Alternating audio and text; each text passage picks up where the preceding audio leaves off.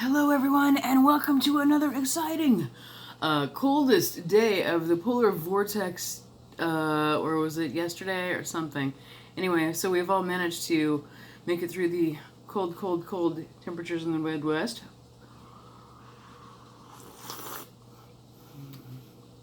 Coffee and Snakes edition, Pacific Northwest. We are supposed to experience some snow here in the coming days, so we will see what happens with that.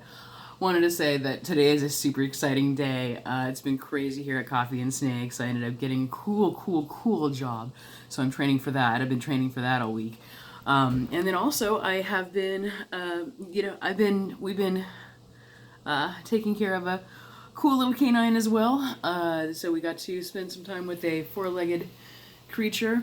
Also, in addition to the mini Houdinis story that we had on Coffee and Snakes a couple of weeks ago, I would love to report that the one that ended up going missing for a tiny bit of time did actually return.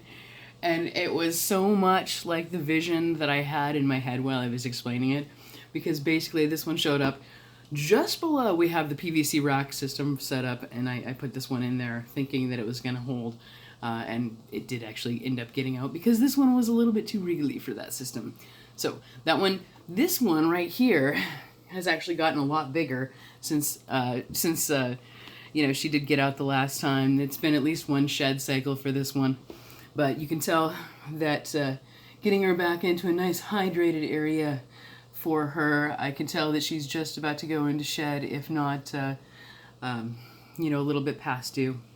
So it was nice and warm in the room this morning, 81 degrees. I look over, and of course there she is, just draped across, because I love this one, this little character right here.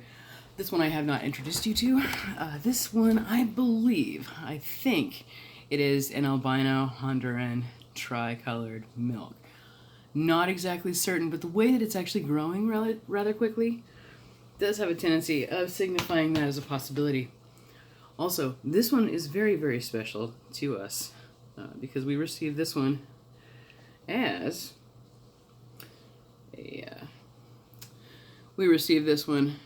a rescue. I don't know if you can tell right now. Let me try to get to focus a little bit. But if you can see, she's got a little bit of trouble on her scales there.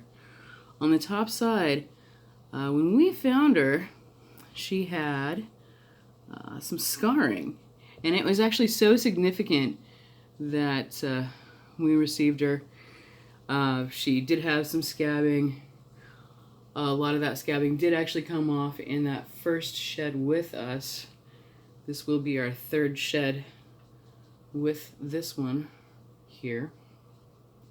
And when we got her, I basically put her into the same similar situation here. Watered down coconut husk to assist with any of the healing. And also, she has been escapee for a little bit, so she's just a tiny bit excited.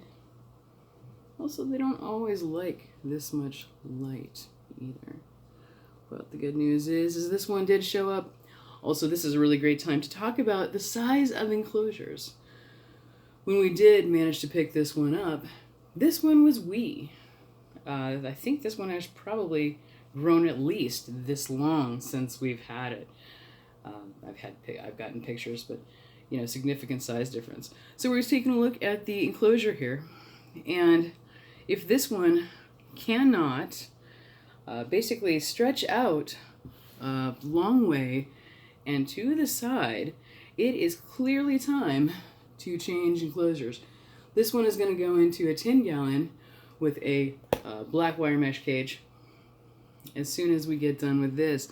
But definitely, for now, this one is going to be hanging out in the little tank and getting hydrated.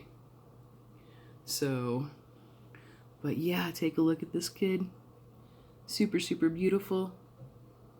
There has been, you can see where some of that scarring was. And for a second there, I thought that this was going to be, you know, one of the first scaleless milk snakes that I'd ever seen. It was actually that bad. I didn't know whether the scales were going to potentially grow back in that area. Ooh, or not. Ooh. Obviously, we're going to feed this one today as well.